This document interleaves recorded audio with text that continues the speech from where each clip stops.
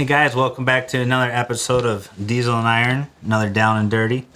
Again, your host Rick today. We're going to talk about contracts. What is a contract and kind of what's in a contract, right? From being on both sides of the fence, whether you're in the business or you're on the other side of the fence of hiring a contractor, right? This isn't a formal legal consult, so you might want to seek some professional help on how to write up a contract and what to put in place. But these are just some things and some ideas to kind of think about to what should be in there and what you should be kind of looking about.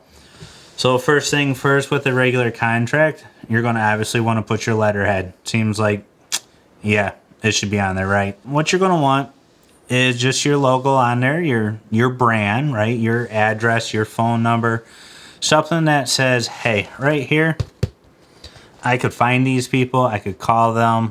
If I have a problem, I could drive to their house and we could settle this, right? Not that that's going to happen, but that's just kind of one of those things that gives a warm, fuzzy feeling when you go to buy something or you're spending money with somebody that you just called out of the yellow pages or found on the internet or a word of recommendation. So you want to just kind of be able to find them and look them up. Next thing about a contract is obviously seems simple. You want to state where the work is being done. You want to state the date, the address of where that's at. And then when you write all that down, you want to go, is that address the same address that the work's being done? Because when the work's being done somewhere else, there's a different parcel ID or address. That's just some legal documentation that also needs to be put in there. So if we're working over on Petersmark Road, but the billing is over on Somerset, you need to have the billing address and you need to have the parcel ID if there's no address there. Those are just kind of some things that are legal binding that's showing you that you're working over here, but these are the people that own it and here's where the address is going to. Next thing in the contract is obviously you want to have some things kind of line itemed, whether you group it all together or you do one basic general contract. That's up to you. I do them both ways depending on the scope of work and what's going on. But when I go through, you do got to give them a little bit of a breakdown. You have to go line for line, every single thing. You could kind of group some stuff together and have that conversation with the homeowner and go over at the time the contract is presented. But at the same time, you got to also have what's in the contract. Now, I would want to talk about the scope of work, what's going to be done, possibly a measurement of a square foot area that you're doing.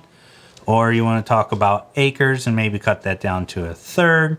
Like what's in the contract? What's the scope of work?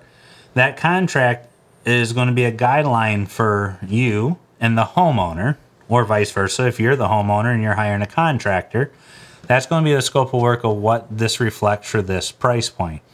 That way there's no gray lines in between the black and white. You got to have something that really separates a red line in between all of this, right? Maybe you draw a little diagram, and on that diagram, you go out and you paint the ground.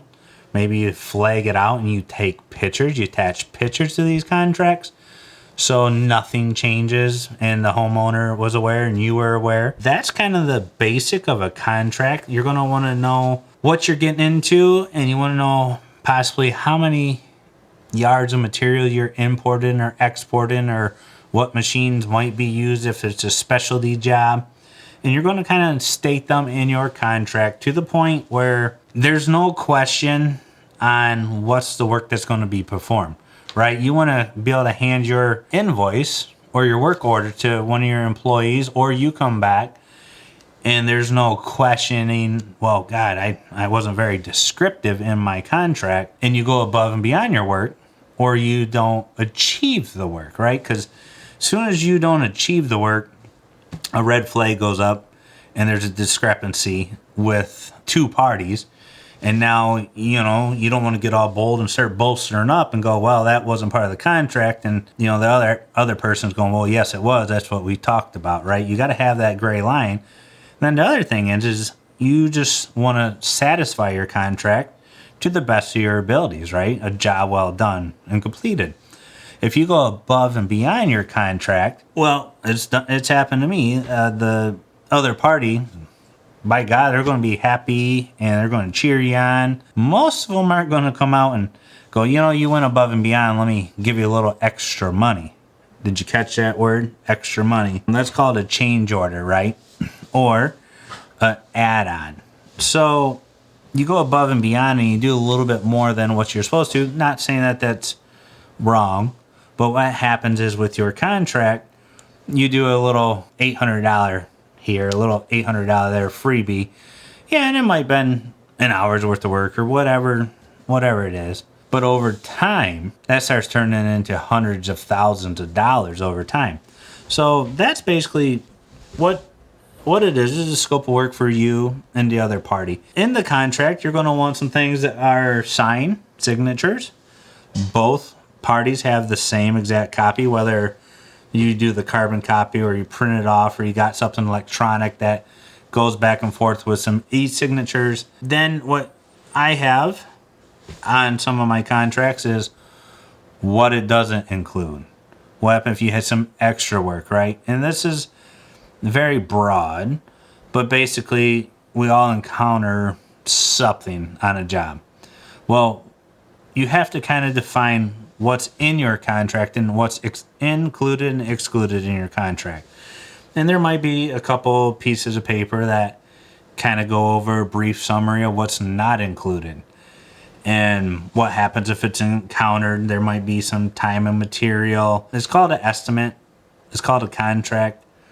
We're trying to create things with our best knowledge and guess in our estimate that goes up right to the point of the work. You're not trying to go above and beyond. You're not trying to go right under. You're using your best knowledge and your judgment. The other thing that states with the contract is, let's say the job is completed and then all of a sudden you got a guy that doesn't want to pay you, right?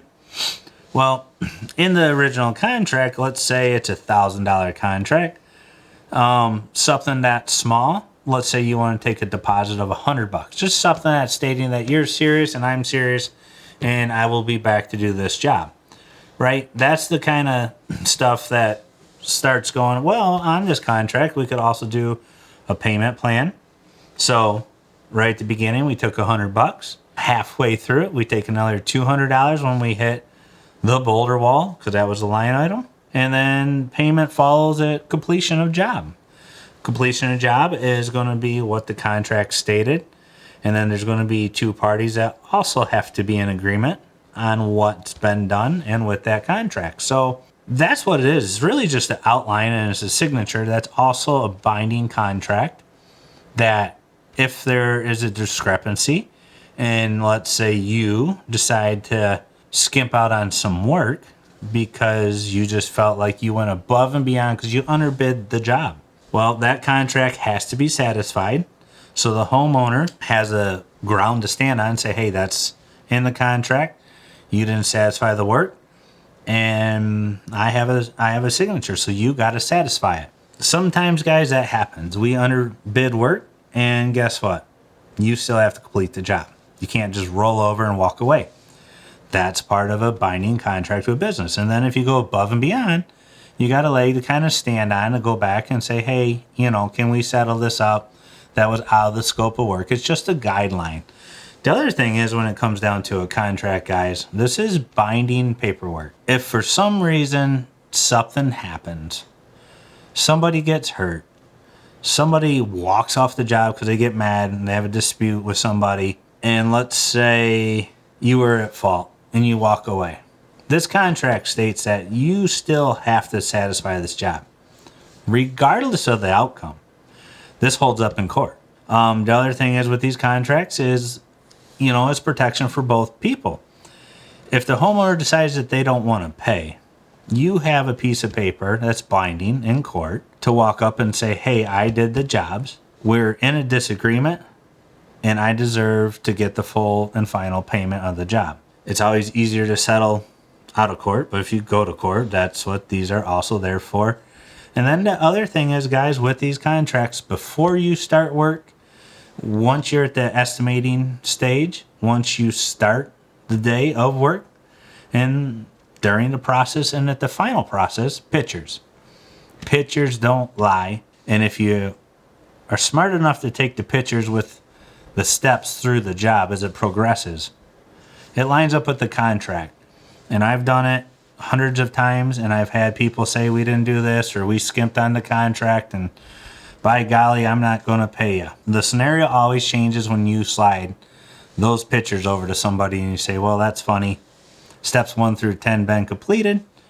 Pictures show steps 1 through 10. That's pretty much it at a highlight level of contracts. They don't have to be very basic. They don't have to be very detailed. You just got to kind of find that in between. If you're, cutting lawns or something like that, it could be a pretty basic contract. If you start doing earth moving, pipe, concrete work, tree work, things of that kind of nature, they need to start getting a little more in depth, maybe a little more line itemed, kind of start calling what's involved in that amount of money and start really breaking it down. Because if you just hand me a bill of $10,000 and let's just say you call it tree work and that's it, and it just says stumps, trees, brush, hauled off. Okay, for that $10,000 in my contract, that's pretty basic. If I was a paying client, I'd want to know what's in that $10,000. How many trees, how many stumps, all brush, all logs, and a final cleanup. Line item it. It don't have to be line item by price point, but you need to know what's all entailed. If you just throw something that's very broad, again, I don't look at it as just giving it to the homeowner or myself as the homeowner. I want to be able to hand it to my guys out in the field, and I want them to be able to take it and go complete the job without me being there, without a question and doubt. If on the contract it said 5 trees painted with orange or marked with ribbons, they need to show up and they need to see that. Make the job and the contracts all match together. Can't stress it enough, guys. Take pictures. Hope these are helping. We'll catch you next time.